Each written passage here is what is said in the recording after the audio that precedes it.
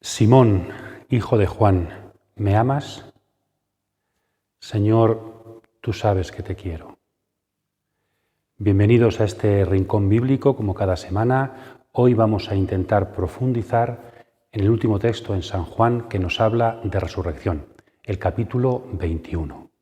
Bienvenidos.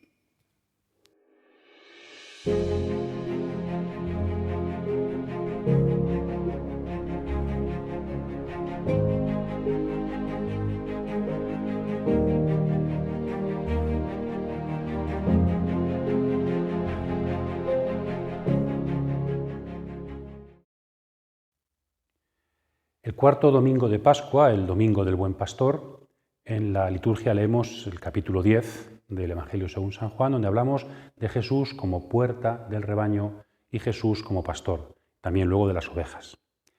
Vamos a elegir el texto de Juan 21, donde aparece, más que el pastoreo de Jesús, aparece cómo Jesús transmite su pastoreo hacia su discípulo Pedro. Por lo tanto, también en el fondo estamos pensando, Jesús es pastor y quiere que Pedro y sus sucesores sean también pastores en su nombre.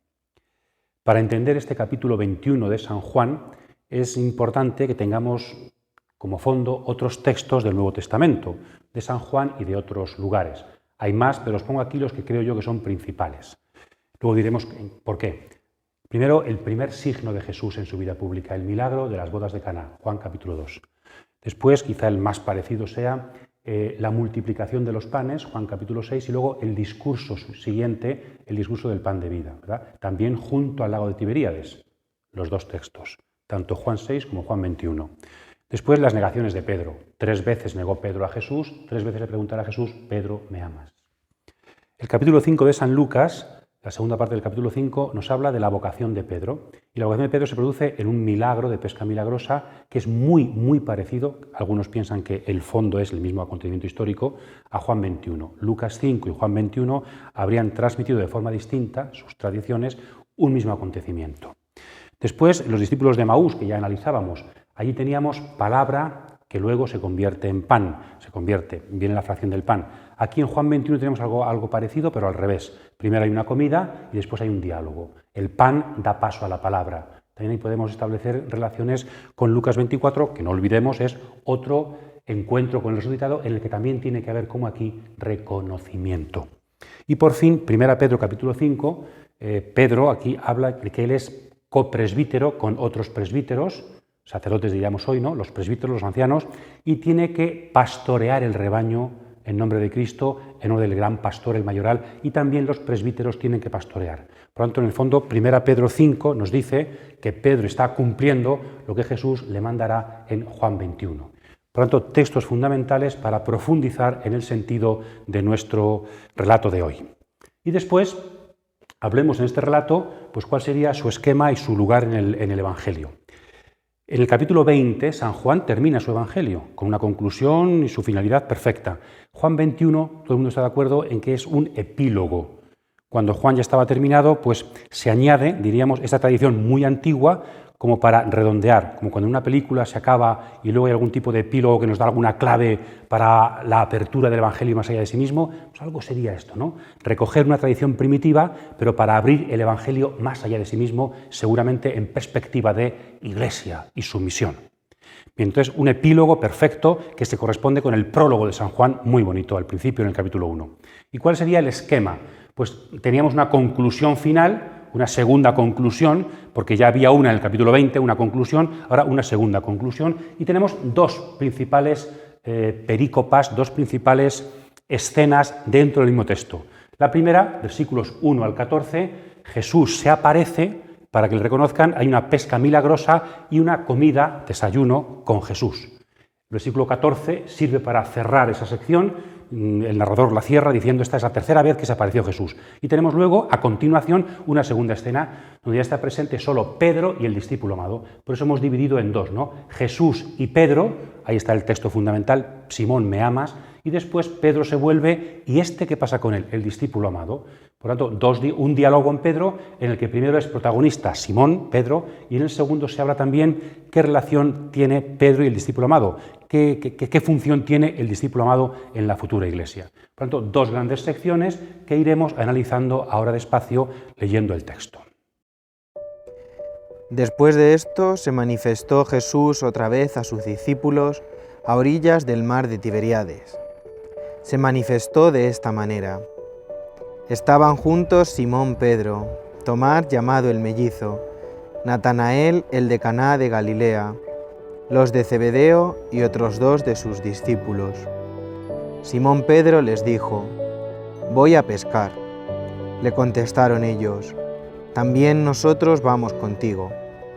Fueron y subieron a la barca, pero aquella noche no pescaron nada. Cuando ya amaneció, estaba Jesús en la orilla, pero los discípulos no sabían que era Jesús.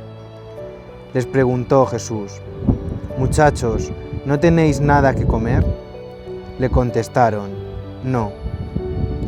Él les dijo: «Echad la red a la derecha de la barca y encontraréis».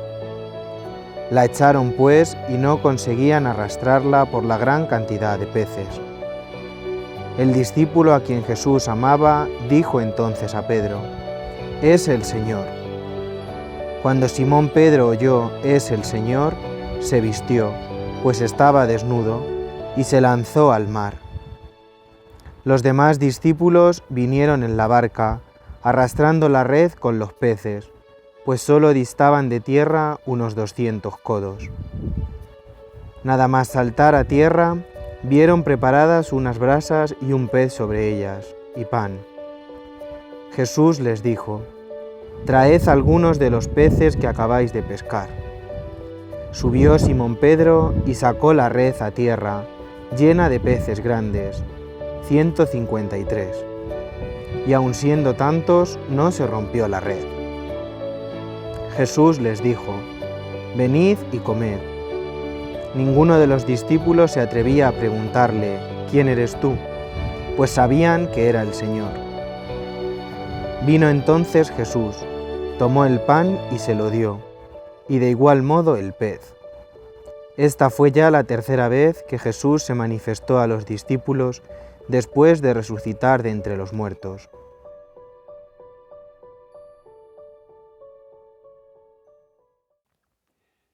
Muchos investigadores piensan que debajo de este texto tan hermoso que acabamos de escuchar podría haber el recuerdo en la tradición de una aparición de Jesús resucitado a Simón Pedro.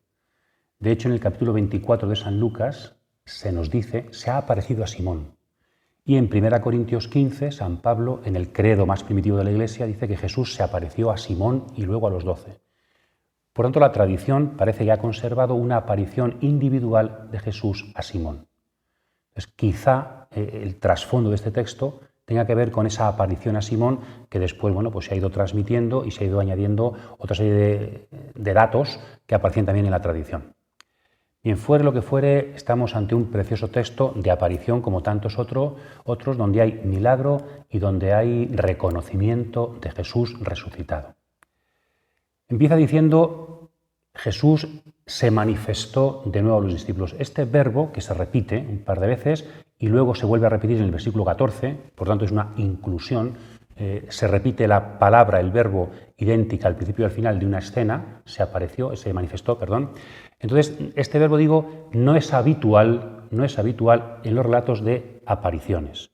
Jesús más bien se aparece o llega o se pone en pie. Se manifestó no es el verbo habitual.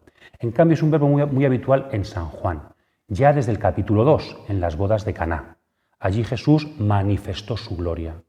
También en el capítulo 9, lo hemos visto en el ciego de nacimiento. ¿Por qué está ciego? Para que se manifiesten las obras de Dios. O la misma misión de Jesús, Juan 17, he manifestado tu nombre a los... Por tanto, yo creo que aquí tenemos, como si fuera este texto, la última manifestación que Jesús hace de quién es Él y quién es Dios. Y por eso creo que debemos relacionarlo con Caná de Galilea. De hecho, aparece uno de los discípulos, Natanael, que se nos dice que era de Caná de Galilea. un dato ¿de qué sirve? Yo creo que sirve también de recordatorio para que interpretemos esto desde el signo de Caná. Es más, aquí tenemos un milagro no ya de Jesús en su vida pública, sino un milagro de Jesús resucitado. Caná es el primer milagro, el primer signo de Jesús. Y en el capítulo 20 dice que Jesús hizo muchos otros signos. ¿No es Juan 21 otro signo de esos muchos que Jesús ha hecho, que tenemos que interpretar como los demás signos desde una manifestación de Jesús, de su gloria, del amor del Padre? Tenemos aquí una clave importante, ¿no? Jesús sigue manifestándose. Jesús sigue realizando signos más allá de su muerte, porque ha resucitado. Después nos fijamos en los personajes. Son 7 personajes, no aparecen los 11 como en San Mateo, fuera de Judas, sino que aparecen un grupo de 7. Algunos creen que es una cifra casual y otros piensan que es un signo de universalidad. Después tendremos otros, ¿no? Jesús se aparece a un número, el 7, el 12 es número de Israel, el pueblo de Israel. El 7 en Deuteronomio es el número de las naciones paganas. Estamos aquí ante un dato de universalidad, como en San Mateo, Galilea. Pues podría ser. 3 discípulos, los primeros los conocemos muy bien en San Juan, que son el discípulo Simón Pedro, el principal, después está Tomás, que también lo conocemos bien, y Natanael. Y después hay otros 4 discípulos, los hijos de Zebedeo, que es la única vez que aparecen en Juan, de forma explícita, y 2 discípulos anónimos. Bien, el número 7. A estos discípulos se aparece Jesús. ¿Y qué hacen estos discípulos? Están en Galilea y van a pescar. ¿Qué significa esto? Pues podríamos interpretarlo, pienso yo, desde una doble perspectiva. La primera, en relación con lo que dijimos de Emaús. ¿Por qué han vuelto a Galilea? Pues seguramente han vuelto a lo suyo. ¿Y qué es lo suyo? Pescar. Igual que los discípulos de Emaús vuelven a su pueblo, estos vuelven a su tierra, al lago, para volver a seguir con su trabajo de pescadores. Entonces podríamos también, al trasluz de Emaús, volver a repetir lo que dijimos entonces. Jesucristo se aparece en el trabajo cotidiano de los discípulos para lanzarlos a la misión. Jesucristo abre su perspectiva de pescadores. Esta sería una primera perspectiva que creo que no es la más importante, pero interesante. Jesús como que no quiere dejar que las cosas vuelvan a ser como antes, sino que ha empezado algo nuevo y el resucitado se encarga de sostener esa novedad y lanzar la misión. Pero hay otra perspectiva que creo que es más interesante y más propia de San Juan. En el capítulo 20 Jesús ya ha enviado a los discípulos. A quienes perdonen los pecados se quedan perdonados. Como el Padre me ha enviado, yo os envío. Por tanto, si en Juan 21 ya han sido enviados, es que se supone que están en la misión. ¿Y qué están haciendo? Pescando. Es verdad que en San Juan no se dice, pero en los otros evangelios, en los sinópticos, Mateo, Marcos y Lucas, la pesca aparece como el símbolo de la misión. Venid detrás de mí y os haré pescadores de hombres. Por tanto, ¿qué están haciendo los discípulos pescando? Están en la misión, la pesca como símbolo de la misión. ¿Y cómo va la misión? Pues mal. Pasan toda la noche pescando y no cogen nada. Entonces, ¿quién es Jesucristo resucitado? Es aquel que visita a su iglesia misionera para hacer que tenga frutos. Jesucristo se pasea por los mares de nuestra entrega, de nuestra misión, para que nuestras infecundidades puedan convertirse en lugares con fruto. Yo creo que esta es la perspectiva principal de San Juan, ¿no? Entonces, Pedro, con la iglesia, está atareado en las tareas de Jesús, en la pesca. Pero no hay el fruto que esperábamos. Tiene que llegar el amanecer, la presencia de Jesús resucitado, para que, pasada la noche, llegue el fruto. Recordemos la importancia para San Juan entre las tinieblas y la luz. Recordemos que el amanecer es también el primer día de la semana cuando Jesús se aparece. Recordemos también que la orilla del lago, Jesús se aparece a la orilla del lago y ellos están pescando. La orilla del lago, en San Marcos es verdad, pero la orilla del lago es el lugar de la llamada siempre. Por lo tanto, estamos aquí ante un texto de llamada, ante un texto de vocación, ante un texto de metidos en la faena de la misión. Jesús se aparece porque sigue estando presente con su iglesia misionera y sigue haciendo posible que haya frutos.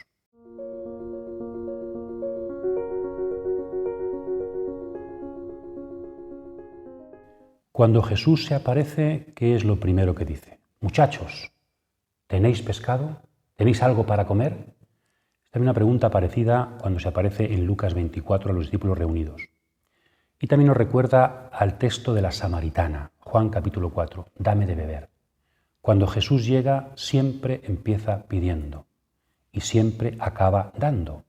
Esa, como decíamos un día también, es la perspectiva, el método pastoral de Jesús, que no llega repartiendo y ofreciendo su producto, sino que empieza pidiendo. Aquí también. Al final Él preparará las brasas, el pan y el pez, pero empieza pidiendo, ¿tenéis algo para comer? Entonces esa perspectiva importante de Jesús resucitado que, siendo rico, se ha hecho pobre para enriquecernos con su pobreza. Para dar, viene pidiendo. En segundo lugar, Pedro dice, bueno, pues obedecen Jesucristo, además de pedir, dice, como responden que no, Pedro dice, no hemos cogido nada. Echad las redes a la derecha de la barca, allí encontraréis. En el capítulo 5 de San Lucas tenemos lo mismo, pero hay un subrayado, un matiz un poco distinto. En el capítulo 5, Pedro echa las redes donde Jesús dice, por obediencia a Jesús. Maestro, no hemos cogido nada, pero en tu palabra échale las redes. Por lo tanto, Pedro, en el capítulo 5 de Lucas, en esa perspectiva, lanza las redes por obediencia al Maestro. Y esto es importante. Es decir, Jesús no dice a la derecha porque Él sepa dónde hay pescado y porque sepa los métodos. Esto tiene mucho que ver con nuestra pastoral. Jesucristo no es, sobre todo, un maestro de pastoral o un adivino que sabe dónde hay frutos. Jesucristo no viene a enseñar a Pedro cómo hacer pastoral, sino que la pastoral, lanzar las redes, consiste en un acto de obediencia. Pedro no aprende de Jesús el lugar donde hay que echar las redes, sino que Pedro echa las redes obedeciendo a Jesús. Esto es hacer pastoral y esto es evangelizar, obedecer a Jesucristo, y entonces habrá fruto. Esta es la perspectiva de Lucas, pero en Juan 21, Pedro no sabe que es Jesús. Los discípulos no saben que es aún Jesús. Por tanto, echan las redes porque aquel Señor lo ha dicho. Y después de echar las redes y tener fruto, el milagro les hace reconocer a Jesús. El discípulo amado es el Señor. Por tanto, cambia, es lo contrario, ¿verdad? No es porque Jesús lo dice, hay milagro, sino porque hay milagro, reconocemos a Jesús. Ambas perspectivas, la de la obediencia, Lucas 5, y la del reconocimiento, Juan 21, son interesantísimas. También esta de Juan, porque lo principal es, no es que necesitemos a Jesús para tener fruto, sino que los frutos nos llevan a Jesús. Al final, la meta no es el fruto, la meta es Jesús. Y por eso cuando el discípulo amado dice, es el Señor, ¿qué hace Pedro inmediatamente? Esto nos recuerda también, ¿verdad?, al capítulo 20, cuando van corriendo primero. ¿Qué hace Pedro? Se lanza al agua y va a Jesús. Pedro no se queda con la pesca, no se queda con los peces. Después también ellos, cuando llegan a la orilla, dejan la red llena y van a Jesús. Esto también es muy interesante. A veces podemos confundir a Jesús como aquel que nos ayuda para lo importante. Y lo importante es que haya peces, que haya fruto. No, el fruto no es lo último del texto. Lo último es la comida con Jesús. Lo último es ir a Jesús. A Pedro le importa más, es el Señor, que hemos pescado mucho. Por eso al final la misión y sus frutos se ponen a los pies de Jesús. De hecho después les llevarán, traed los peces aquí.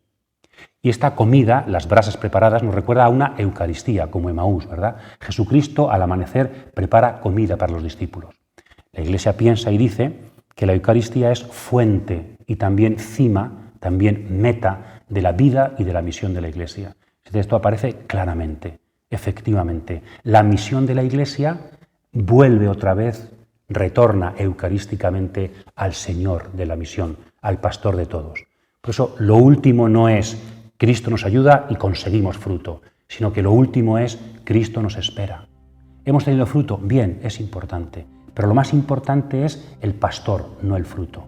Y por eso hay una reconversión eucarística al origen y la meta de toda misión, que es Jesús resucitado con quien nos encontramos en la mesa.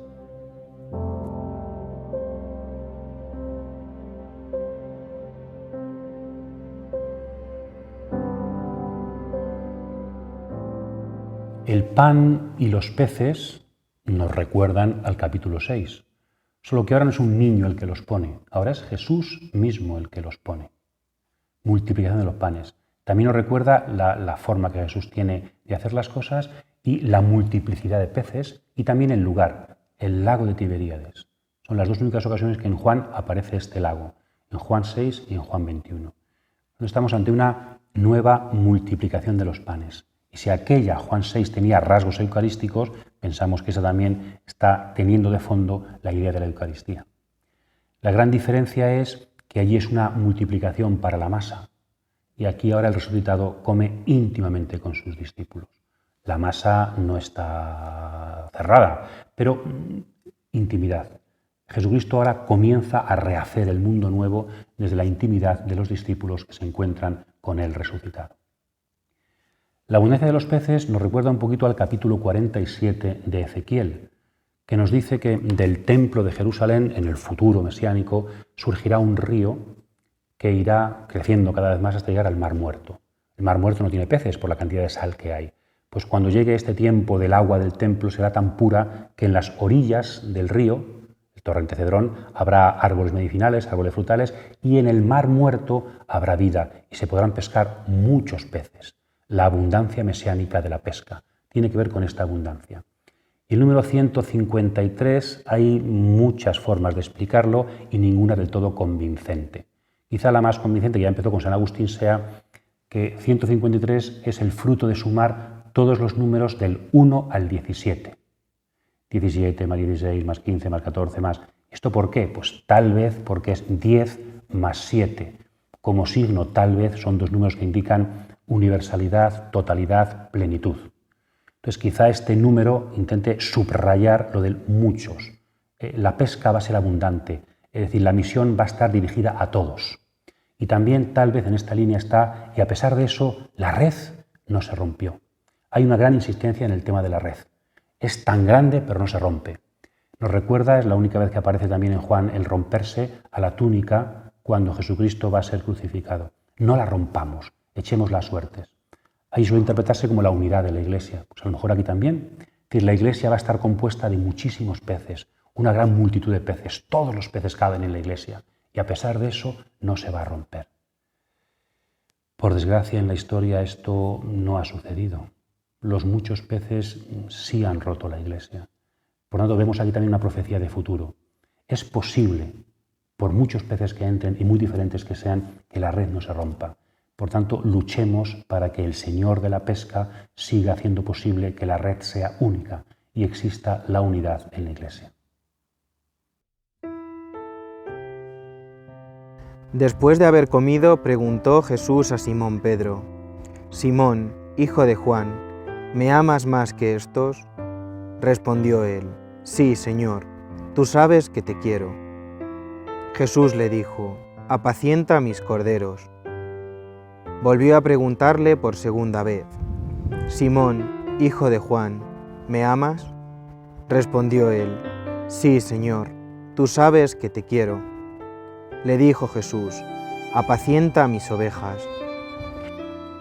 Insistió por tercera vez: Simón, hijo de Juan, ¿me quieres? Se entristeció Pedro de que le preguntara por tercera vez: ¿me quieres? Y le dijo: Señor, tú lo sabes todo, tú sabes que te quiero. Le dijo Jesús: Apacienta mis ovejas. En verdad te digo, que cuando eras joven, tú mismo te ceñías e ibas a donde querías. Pero cuando llegues a viejo, extenderás tus manos y otro te ceñirá y te llevará a donde tú no quieras. Con esto indicaba la clase de muerte con que iba a glorificar a Dios. Dicho esto, añadió: Sígueme.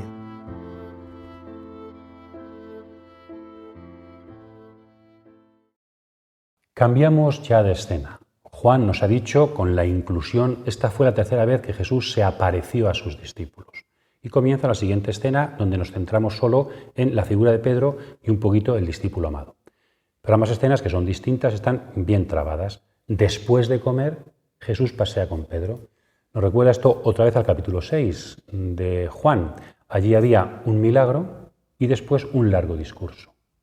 También un poquito de Emaús. Había palabra y luego fracción del pan. Aquí tenemos algo parecido. En la primera escena ha habido muy poca palabra. Todos son gestos, pescas, milagros. Y después, ahora sí, llega la palabra. Una Eucaristía un poco al revés, ¿no? Primero los gestos, la comida, y después la palabra, el diálogo íntimo. A veces quizá nuestras oraciones, nuestros encuentros con Jesús, nuestras Eucaristías, puede ser que tengan mucha palabra o muchas palabras, también gestos. Quizá esta dimensión del diálogo íntimo con Jesús, dar un paseo despacio, sí, Jesucristo quiere dialogar con nosotros, para preguntarnos y renovar nuestros amores. Por tanto, primera perspectiva, estamos en una segunda parte del comer. Después del comer, un diálogo precioso de sobremesa. Y la pregunta principal se hace 3 veces, pero es solamente una pregunta. Simón, hijo de Juan, de forma solemne, como le llamó también en el capítulo 1 Jesús, Simón, hijo de Juan, ¿me amas? Y Jesús deja que Pedro le responda, sí, Señor, tú sabes que te quiero. Algunas personas intentan subrayar la diferencia de verbos utilizados en este diálogo. Jesús pregunta por el amor, el verbo griego agapao, y Pedro responde con otro verbo griego que es fileo, que parece ser que indica más un amor de amistad. Benedicto XVI, en su encíclica Deus Caritas Est, también subraya e insiste un poco en estos diferentes matices del amor, ¿verdad? Pues tal vez aquí haya algo de esto. Lo que pasa es que es un poco difícil, porque Jesús le pregunta por 2 veces que si me amas. Pedro responde por 2 veces que te quiero. Claro, ¿qué esperaríamos? Que al final Jesús vuelva a preguntar, ¿me amas? Y Pedro, por fin, por tercera vez ya Pedro diga, te amo. No es esto lo que pasa. ¿Me amas? Te quiero. ¿Me amas? Te quiero. ¿Me quieres? Te quiero. ¿El que cambia es Jesús? ¿Tenemos que interpretar esto como que Jesús se conforma con menos? Yo creo que evidentemente no. Habrá que tampoco sacar estos verbos de quicio de su significado, o tal vez habría que integrar las cosas, y es el amor gratuito, el amor que viene de arriba, el amor de agapao, ¿no? De ágape, amor, y el amor de filein, amistad, no son 2 amores que se contraponen, sino que son 2 amores que se complementan. En el capítulo 11, Jesucristo amaba filein a Lázaro, era amigo de Lázaro. Por lo tanto, digamos que Pedro y Jesús están llamados a tener un amor de amistad, quiero, fileo, y también un amor desinteresado, gratuito, que responde a un amor que se entrega también gratuitamente. Por lo tanto, yo creo que ahí no tenemos que... La tristeza de Pedro está más bien, me parece a mí, se pone triste en la tercera vez, porque esta escena le recuerda a las negaciones. Pedro negó 3 veces y ahora Jesús le pregunta 3 veces por el amor.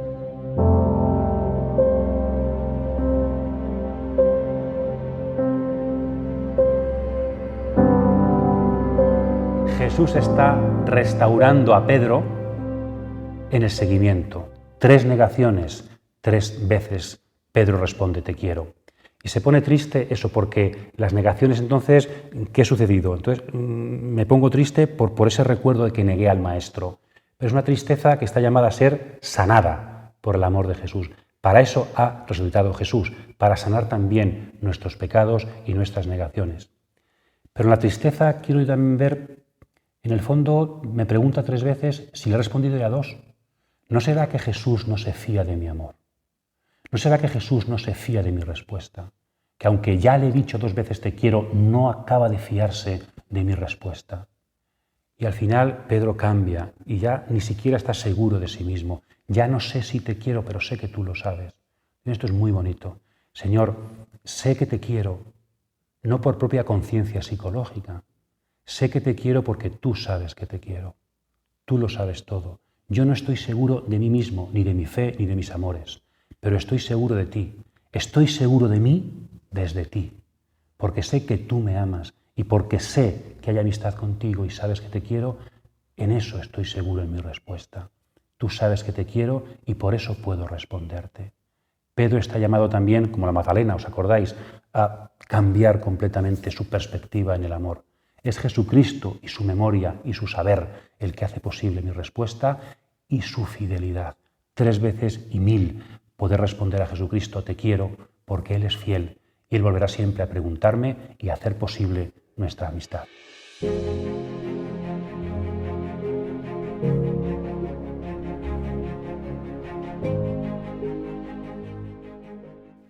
La restauración de Pedro, su renovación en el seguimiento, es posible por 2 cosas. Primera, por la iniciativa de Jesús. No es Pedro el que se convierte y busca, porque Jesús resucita y llega, porque viene a su encuentro y pregunta, Pedro puede superar las negaciones. En segundo lugar, como hemos dicho, es posible desde el amor. Jesús irrumpe para despertar nuestro amor. Entonces es posible la superación de todo pecado. Y llega como consecuencia, también por 3 veces, como consecuencia del amor, Pedro me amas, la misión, apacienta mis ovejas, apacienta mis corderos. Viene aquí gente que intenta ver una diferencia entre ovejas, corderos. Las ovejas serían, los corderos serían, seguramente Juan no pretende nada de esto, sino que son seguramente, no lo sabemos, yo no lo sé, variaciones estilísticas de palabras diferentes que quieren subrayar toda la comunidad. Ovejas y corderillos, todos van a ser pastoreados por Pedro en nombre de Jesús. Aquí también los santos padres dicen algo muy bonito. Jesús pastor, Juan 10, concede a Pedro ser pastor en nombre suyo, Juan 21. Igual que Jesús roca, dirá que Pedro será roca sobre la que edificar la iglesia, Mateo capítulo 16. En el fondo Jesucristo no se aparta, sigue siendo pastor y sigue estando presente. Los presbíteros, Pedro, los ministros, los sacerdotes son sacramento del único pastor. Porque Cristo ha resucitado, hay pastores. Y por eso la clave del pastor es el amor, del pastor con minúsculas, es el amor al pastor con mayúsculas, al archipastor o mayoral, que dice la primera carta de Pedro, capítulo 5. Por eso Jesús no le dice, Pedro, ¿amas, quieres entregarte? Ni siquiera le pregunta, ¿amas a las ovejas? No, ¿me amas? Apacienta mis ovejas. Porque el rebaño es de Jesús, el pastor tiene que amar a Jesús. Y esta es la clave de la vocación y será siempre la clave día a día de la pastoral. Cuanto más amemos al pastor, más fecunda y veraz será nuestra pastoral. Cuando alguien no ha descubierto al pastor y no le ama resucitado, no puede encargarse de sus ovejas. ¿Qué suele pasar? Que puede haber, ojalá y no, pero puede haber pastoreos, pastorales, sin el pastor con mayúsculas. Entonces estamos aquí un grupo de gente que nos queremos, nos dejamos de querer, pero ahí no está el amor al pastor. Y por tanto, las ovejas ¿de quién son? Mías. La falta de relación con el pastor suele llevar consigo casi siempre apropiarse del rebaño. Y eso ya no es ser discípulo y ser apóstol en nombre de Cristo. Y entonces cuando Jesús dice esto, ya avanza un poco más y le dice, claro, ¿qué es la misión? La misión es que cuando tú eras joven, de hecho hace un ratito, te has ceñido. Estaba Pedro en la barca y ve que es Jesús, se ciñe y se tira al agua. Pero ahora ya a partir de ahora otro te va a ceñir. Es decir, otro te va a preparar para salir. Es decir, la misión es obediencia. Y te llevará a donde no quieras. Será obediencia que acabará en martirio. Dice Juan, un pequeño paréntesis, que dice, esto estaba diciendo con qué muerte iba a dar gloria a Dios. Morir para dar gloria a Dios es una forma de decir el martirio. Igual que Jesús murió para gloria de Dios, Padre, glorifica tu nombre, el discípulo también morirá para gloria de Dios. Por tanto, ser pastor es dejarse ceñir, es obedecer hasta la muerte. También en el capítulo 10, precioso, aparecía la unión entre ser pastor y dar la vida por las ovejas. Aquí, como Pedro es investido de la misión del pastor, también tiene que acabar dando la vida con Jesucristo para la gloria de Dios. Y la última palabra de este encuentro es sígueme. Es interesante que Jesús todavía no le ha dicho a Pedro en todo el Evangelio, sígueme. En el capítulo 1, que aparecía Pedro, aparecía también Felipe y Jesús le decía a Felipe, sígueme, pero a Pedro no. En el capítulo 13, cuando dice, me voy, no me puedes seguir. Pedro, te seguiré. No, me seguirás más tarde, todavía no. En la cena, Juan 13. Y él quiere seguirle y llega a las negaciones. Entonces, ahora, la última palabra de Jesús a Pedro, las últimas es, sígueme. No es al principio, sígueme y ahora te envío, sino que después de enviarte, después de darte la misión, sígueme. ¿Qué significa esto?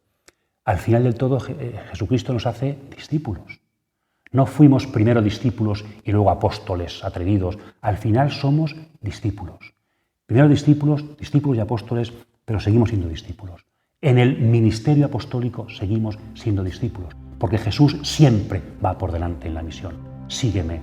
Al final, Pedro, ¿qué es? ¿Qué es lo que más Pedro es? Lo que más somos todos nosotros, discípulos. Aunque estemos en la misión más importante y difícil, sígueme. Somos discípulos de Jesucristo porque ha resucitado y ahora y así Jesús nos da el mayor regalo y la principal relación que tenemos con Él, que es el seguimiento, porque Él por siempre será pastor y maestro, por siempre hijos y por siempre discípulos. La última palabra que escuchamos siempre, sígueme. Pedro se volvió y vio que le seguía el discípulo a quien Jesús amaba, que además durante la cena se había recostado en su pecho y le había preguntado, Señor, ¿quién es el que te va a entregar? Viéndole Pedro preguntó a Jesús, Señor, ¿y este qué? Jesús le respondió, si quiero que se quede hasta que yo venga, ¿qué te importa? Tú sígueme. Corrió pues entre los hermanos la voz de que este discípulo no moriría. Pero Jesús no había dicho a Pedro, no morirás, sino, si quiero que se quede hasta que yo venga.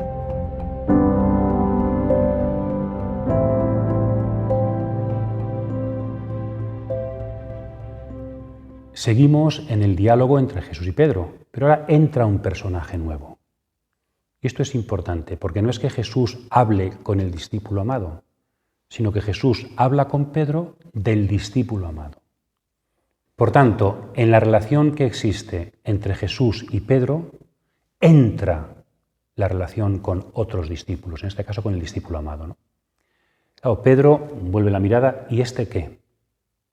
Parece, eso también nos pasa a nosotros, como que siempre tenemos una misión, pero estamos mirando al lado a ver cuál es la misión del otro.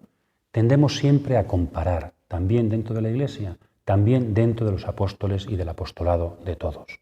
¿Y este qué pasa con él? Entonces Jesús nos insiste, este tiene su función y su posición en la Iglesia. De hecho, te ha dicho quién soy yo, te acompañó al sepulcro, o sea, tantas cosas, ¿verdad? Entonces tú céntrate en tu misión, no tengas envidia de la misión del otro, porque ambas son importantes. Tú eres Pedro, y eres la piedra, y eres el pastor, eres el discípulo amado que reconoce y te adelanta cuando vais corriendo y te ayuda a reconocer. Necesitas al discípulo amado y él te necesita a ti. Por tanto, respeta y agradece su tarea y foméntala, porque solamente si el discípulo amado realiza su tarea, tú podrás realizar la tuya. Si él es quien debe ser diferente a ti, tú también podrás ser quien debes ser con respecto a mí. Por tanto, deja de preocuparte por ese discípulo, deja de preocuparte si tiene más importancia que tú o menos, o si le quiero más o menos. Tú sígueme. Y si yo quiero que él se quede, ¿qué significa también esa frase? Posiblemente Juan está aquí respondiendo, o la comunidad de Juan está respondiendo a un rumor que se había extendido de que el discípulo amado, por eso siempre la tradición ha dicho que era muy anciano cuando murió, vivió mucho tiempo, y como la parusía de Jesús, su venida se esperaba para muy pronto, pues que iba a estar vivo cuando Jesús viniera. Esta frase del Evangelio nos hace ver que ya no estaba vivo. Cuando se escribe este capítulo, el discípulo amado ya no está vivo, porque se explica, ¿verdad? Yo dije que no, que sí iba a estar, no que fuera a estar exactamente. Por lo tanto, seguramente, cuando se escribe el discípulo amado ya ha muerto. Que, por cierto, es uno de los problemas de la Iglesia primitiva y también por la que se escribe este texto.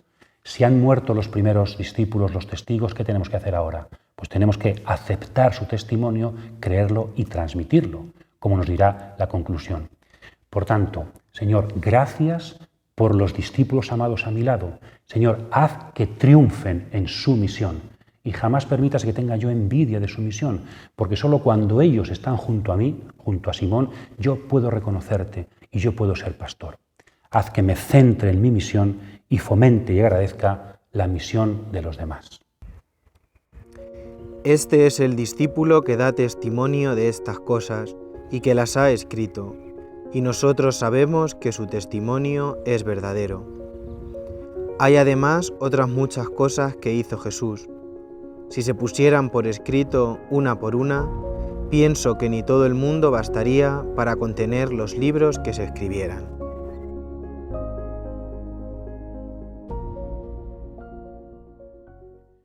Vamos a escuchar la segunda conclusión al Evangelio según San Juan, donde aparece el nosotros de la comunidad. Aquí aparece claro quién es el autor. El único evangelio que tiene de alguna forma firma es este, el cuarto evangelio. Sabemos que es el evangelio del discípulo amado. Es él quien transmitió las tradiciones, el testigo ocular, y también dice el texto, el que ha escrito este evangelio. Y su escritura se dice con la palabra testimonio, una fundamental palabra para la teología de San Juan. Jesús de Nazaret es testigo del Padre, a quien nadie puede ver. El discípulo amado es testigo de Jesús y la comunidad es testigo del testimonio del discípulo amado. Por lo tanto, la fe consiste en aceptar un testimonio. Yo sé que Dios nos ama porque Jesús me lo transmite. Yo sé que Jesús ha resucitado porque el discípulo amado nos lo transmite. Por tanto, la fe es aceptar un testimonio y transmitir ese testimonio es la misión. Entonces, la comunidad es la que ha recogido el Evangelio y ahora nos lo ofrece a los lectores. Eso sigue siendo la misión de la Iglesia. Tenemos la preciosa tarea de aceptar el Evangelio como testimonio, creer en él y transmitirlo a los demás. Entonces habrá crecimiento en la fe y fecundidad en la misión. Lo que nosotros hemos recibido os lo transmitimos, que dirá la primera carta de Juan al comienzo, que sería una preciosa continuación de este texto. Lo que hemos recibido os lo transmitimos para que nuestra alegría esté completa.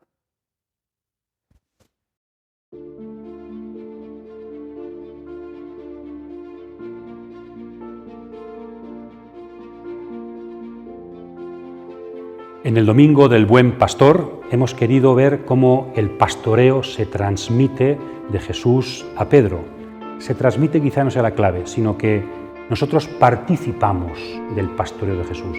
Jesús es actualmente pastor, el único pastor, pero quiere tener sacramentos de su pastoreo.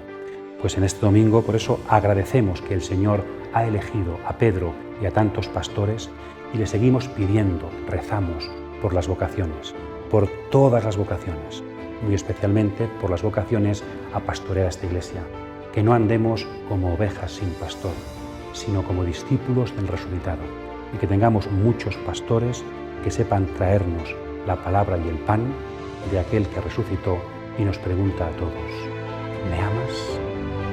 Sígueme.